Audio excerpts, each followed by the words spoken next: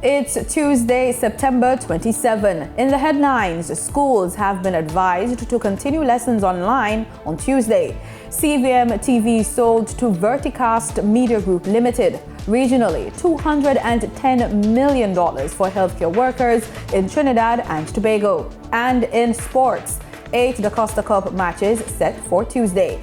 This is the news on PBC Jamaica. I am Simone Absalom Gale.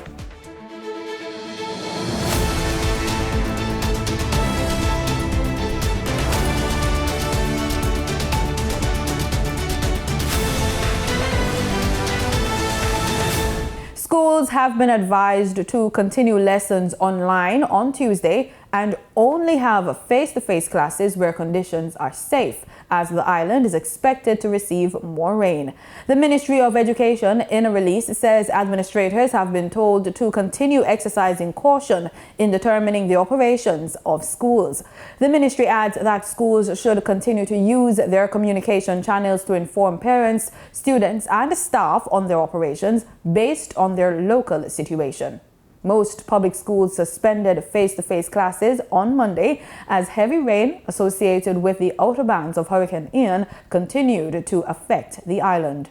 The main road of Jones, Penn and Mount Vernon in St. Thomas has been cleared. The area was inundated with debris due to heavy rains over the weekend. The Mount Vernon Infant and Primary School remained closed on Monday due to the blockage. Residents of Seaforth in St. Thomas are concerned about the river that flows through that area. They believe the river might overflow its banks soon. Councillor for Seaforth Division, Joan Spencer, explains. There are sections of the river where the bank is not in position to accommodate all the water that will be coming from way up in the hills. We wish it was looked about before the hurricane season, but it is not, and it is what it is now. She says representatives from the National Works Agency have toured the area with the view of resolving the matter. I showed him the concern, and he promised that he will mobilize some tractors to put on the river so as to push up the silt, push up the sand in order to hold the bank. But until now, those tractors have not been to the river. And because of that, now people are on edge. If they leave their home and go to the shelter, which is up, they are going to leave behind their furnitures, and they are very concerned because they were washed out already by that same river. Still in St. Thomas, the river that runs along Lloyd's Road has overflowed its banks. Residents are calling for a new bridge as many commuters are being affected. Yeah, you know, pretty. You see it there? I'm going to make sure I have a big one. I can't go through, but car can't go through. See all of them part there, both sides. Yeah, man, we need a bridge, man. Trust me, we need a bridge. The rain fall today and nobody can cross. The National Meteorological Service has downgraded the flash flood warning to a flash flood watch for St. Thomas, Kingston and St. Andrew, St. Catherine, Clarendon, Manchester and St. Elizabeth, as well as Westmoreland. Flash flood watch has been issued for low-lying and flood-prone areas of St. James and Hanover. It's effective until 5 p.m. today. But the flash flood warning has been discontinued for St. Mary and Portland. CVM Television Limited has been sold to Verticast Media Group Limited. Upon closing, CVM TV will become a subsidiary of Verticast. CVM TV is one of two 24-hour free-to-air broadcasters in Jamaica providing island-wide coverage. According to a release from CVM, quote, the acquisition adds reach and diversification to Verticast's existing broadcast network that includes the regional sports channels C Sport and C Sport 2, end quote. The statement adds, quote, the acquisition creates significant value and strengthens Verticast's revenue base by providing national reach for its content and the opportunity to tap into the national advertising market across Jamaica, end quote.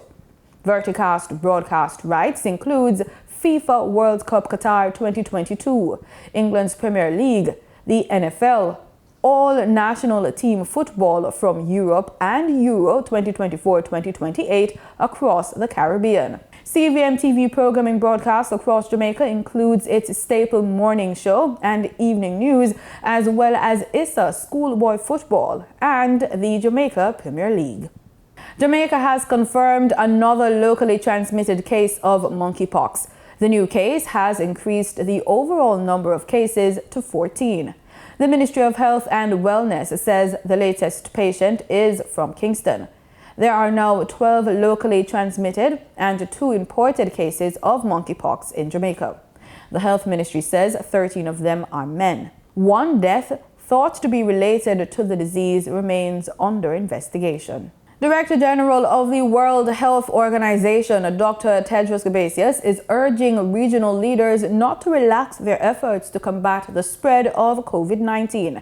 He made the plea while addressing the Pan American Health Organization's 30th Pan American Sanitary Conference in Washington, D.C. on Monday. Vaccination gaps, low rates of testing and sequencing, and lack of access to antivirals in some countries puts the entire region at risk.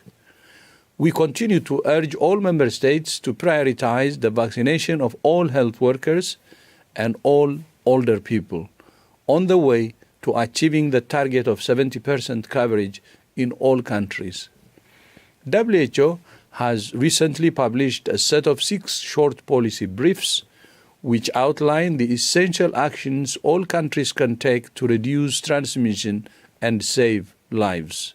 He also reminded members of the work they should be doing to achieve sustainable development goals. Promoting health by addressing the root causes of disease and creating the conditions for good health and well-being. Providing health by reorienting health systems towards primary health care at the foundation of universal health coverage. Protecting health by strengthening the global architecture for health emergency preparedness response and resilience. Powering health by harnessing science, research, innovation, data, and digital technologies, and performing for health by building a stronger WHO that delivers results and is empowered to play its leading role in global health. Delegates are discussing policies to improve mental health, strengthen genomic surveillance, and recover progress towards achieving the Sustainable Development Goals, among other issues. Dr. Tedros says the priorities he listed is reflected in the objectives of the CSP 30 conference. Did you know that there is a section of a highway in Diego Martin, Trinidad and Tobago that's closed off for fitness activities on Sundays?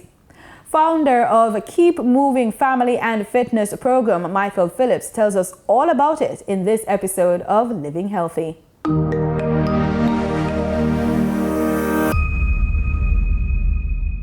Hi everyone, my name is Michael Phillips, and we turn this busy highway every Sunday into a place of exercise.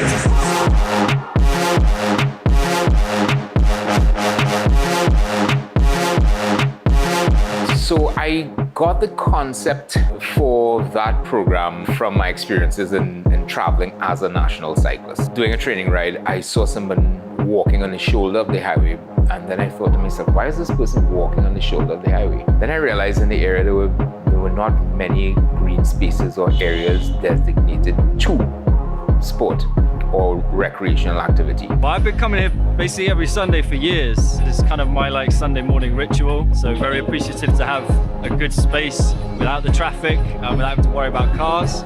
It was really important and interesting to see all of the activities taking place.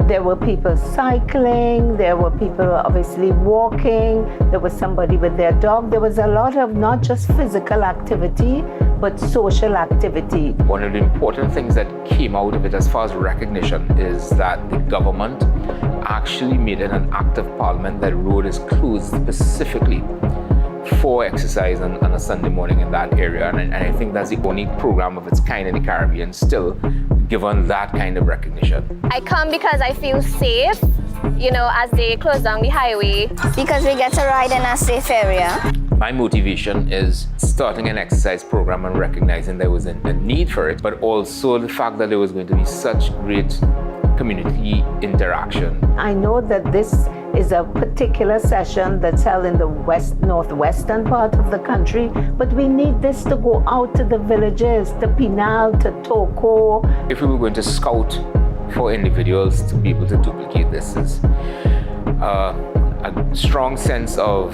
passion and understanding that you have to be devoted to this. I have been fortunate to be a part of this program since 2009, which is 13 years ago.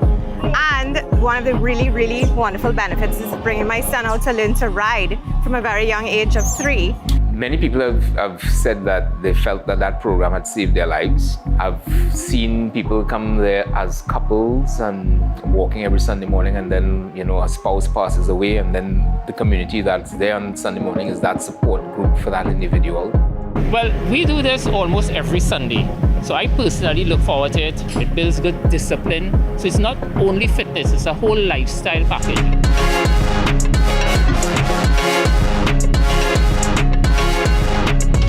During the course of the COVID-19 pandemic, one of the things that was very clear, that those persons who had non-communicable diseases like hypertension and diabetes and cancer and these kinds of things, were the ones that succumbed the first to COVID-19. So it is really important that we focus on our health all year round. Well, let's start with the fact that focusing on your own personal health is part of being a good citizen. Michael Phillips would have approached the NWRHA to come and partner today for screening such as BMI, blood pressure testing. I went and do my cholesterol, blood test and so on, and everything is normal.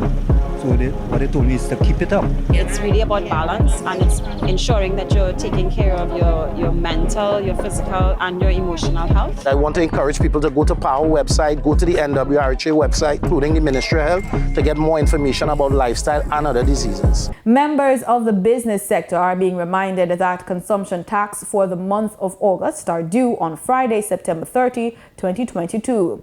Tax Administration of Jamaica, TAJ, says this is in keeping with the requirement for these taxpayers to make their monthly consumption tax returns and payments on the last working day of the month after the end of the taxable period. Taxpayers are reminded that although they must file online, they have several payment options at their fingertips online via www.jamaicatax.gov.jm using a valid credit card or other payment products with credit card features. Additionally, all business persons registered to collect GCT are reminded that they must file their GCT returns online via Tax Administration Jamaica's online portal at www.jamaicatax.gov.jm. This means that GCT returns for all categories of business persons must be filed using TAJ's online facility, as these returns will not be accepted at tax offices. We have more news on what's happening in the world of business. Our reporter Dinita Rodney is at the business desk.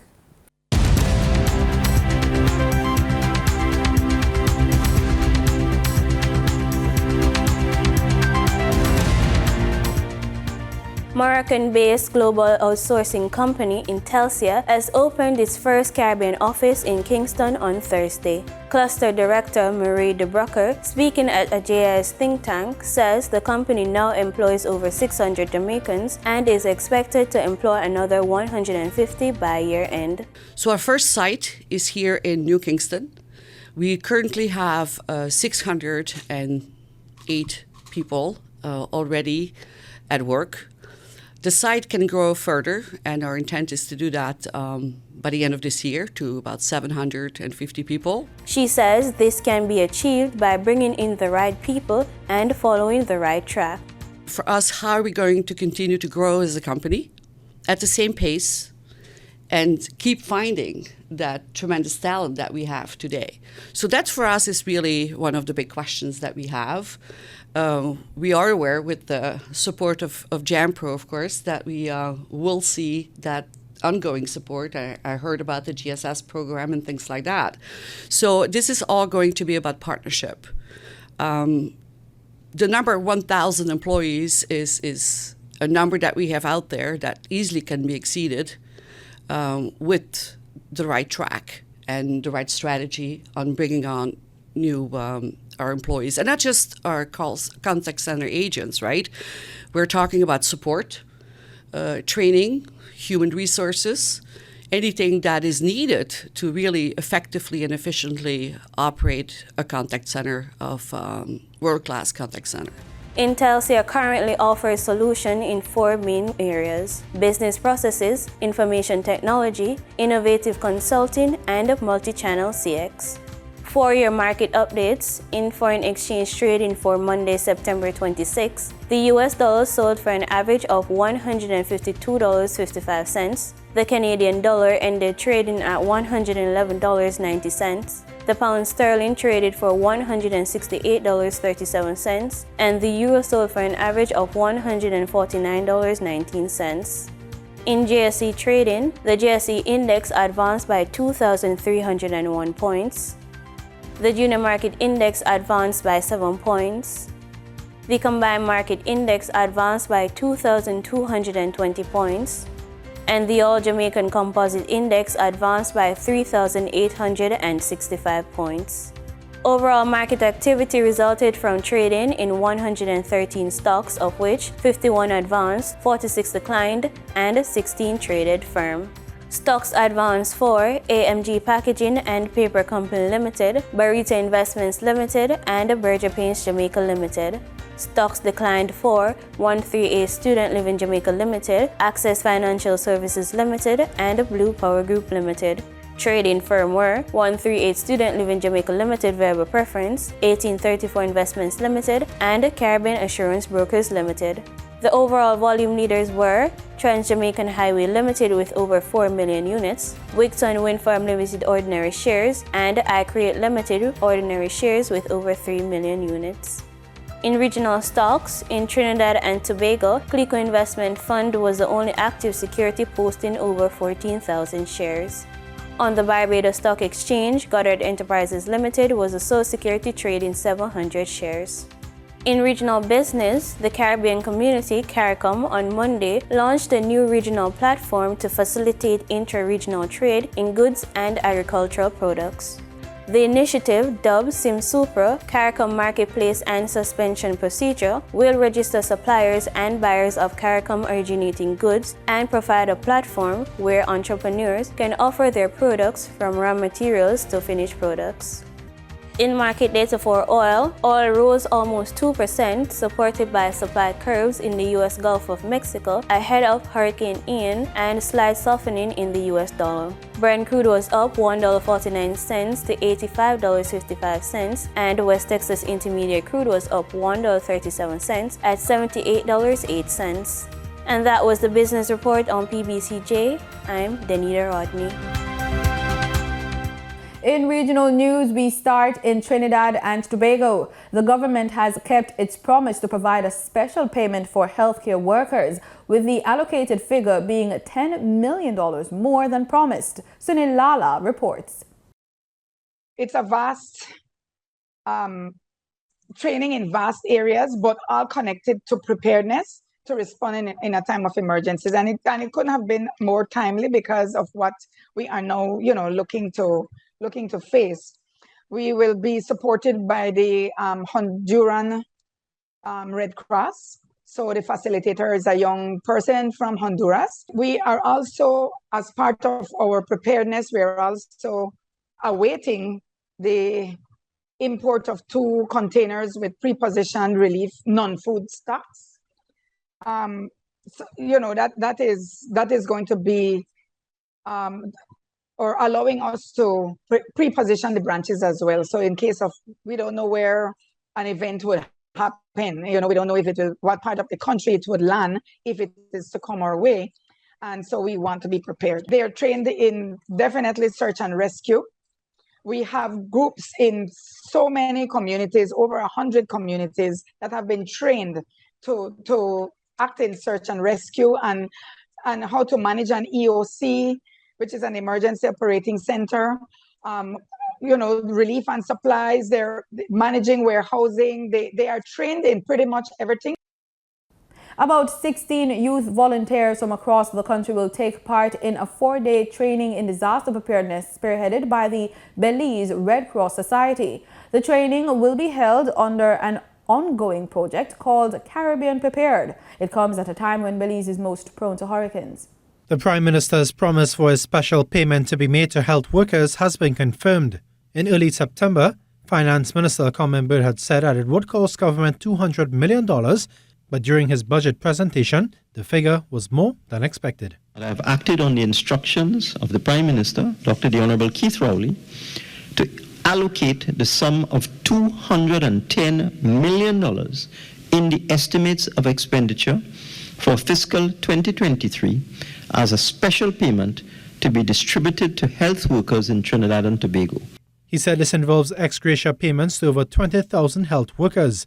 Meanwhile, Minister Imbert said this country continues to excel in other health areas. We have achieved both the global and regional 2030 targets for maternal, child health, and neonatal mortality, 8 years ahead of time. He noted that the new 106-bed Sangre Grande Hospital will be completed in 2023. The 504-bed Central Block in Port of Spain will be commissioned in 2024, while the San Fernando General Hospital is being refurbished. The new Ministry of Health's headquarters will also be completed in 2023. Once the new building is occupied, this will result in savings in rent of over $12 million per year. Minister Imbert said government will continue to invest in health development to ensure access to healthcare for low-income and vulnerable groups. In the Bahamas, a group of Dominican poachers were recently cited for poaching the country's marine resources. We have more in this report. Dominican fishermen are back in Bahamian waters this crawfish season, poaching the country's marine resources, rather. That's according to Defense Force Commodore Raymond King, who says a group of Dominican poachers was recently cited. But he says attempts to make an arrest were unsuccessful. We've had a few instances whereby we encountered Dominican fishing vessels and heading towards our banks. And the last incident, we had 2 vessels who would have absconded into Cuban waters. We had sought the assistance from the Cuban Border Patrol in arresting those vessels on our behalf. That didn't occur, but we shadowed those vessels south of Inagua until they would have exited the Commonwealth of the Bahamas. Now, a month into this year's crawfish season, Agriculture and Marine Resources Minister Clay Sweeting telling our news that illegal poaching was down and harvests are up.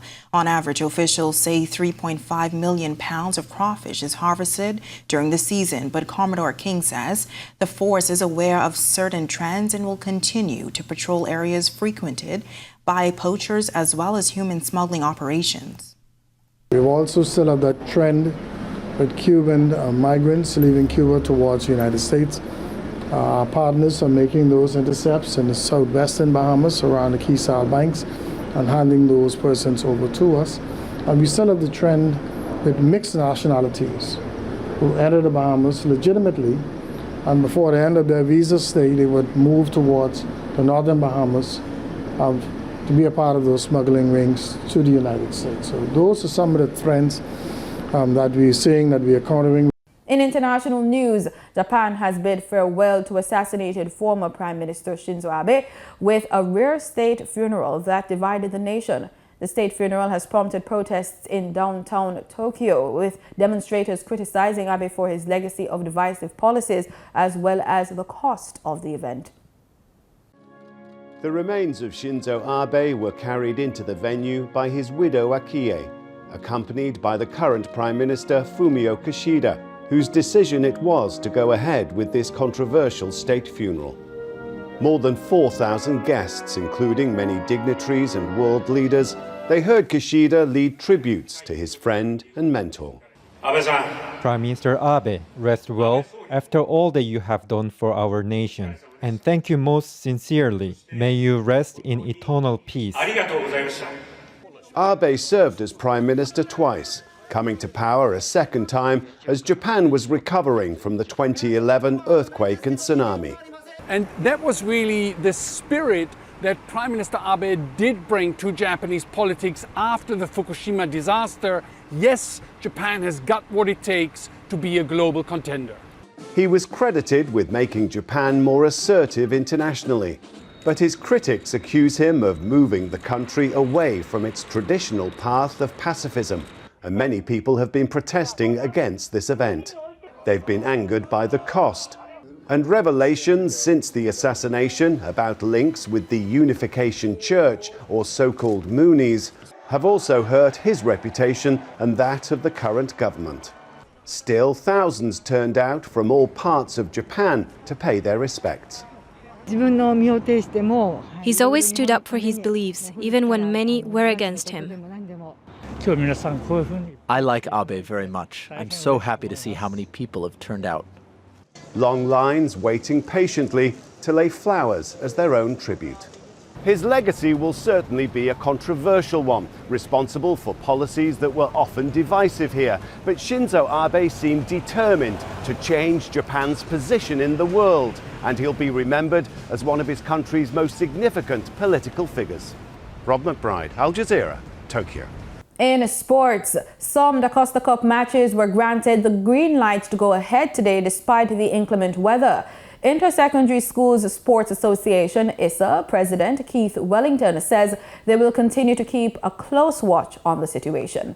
8 games in the rural area will go ahead as scheduled, while 2 have been moved to Wednesday. However, all the games in the urban area Manning Cup have been postponed. According to Wellington, the decision was taken based on information on the ground and that it is important to get as many games played as possible. St. Lucia Kings and Jamaica Tallowers are set to play at the National Stadium in Providence today, vying for the CPL 2022 championship title. The Barbados Royals and Guyana Amazon Warriors played their match on Tuesday morning. Akeem Green spoke to each captain for their team as to their readiness for the matches.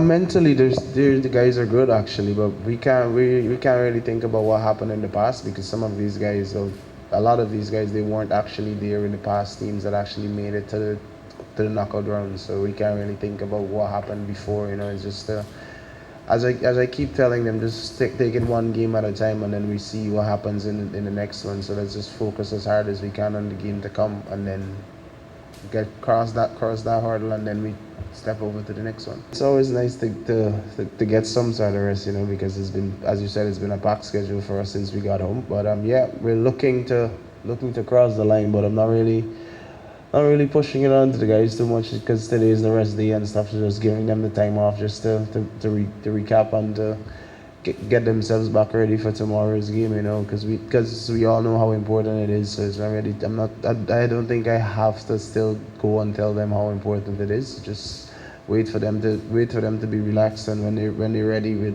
have the meeting and get everything set.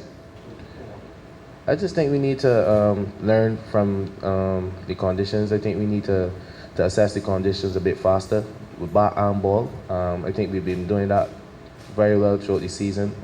We showed some resilience, even though we lost 4 tosses and had a bat first in 4-day games. I thought that the guys, worked it out nicely. Even not getting to the big scores, but fighting totals and then working it over the ball. So I think we have that on our side.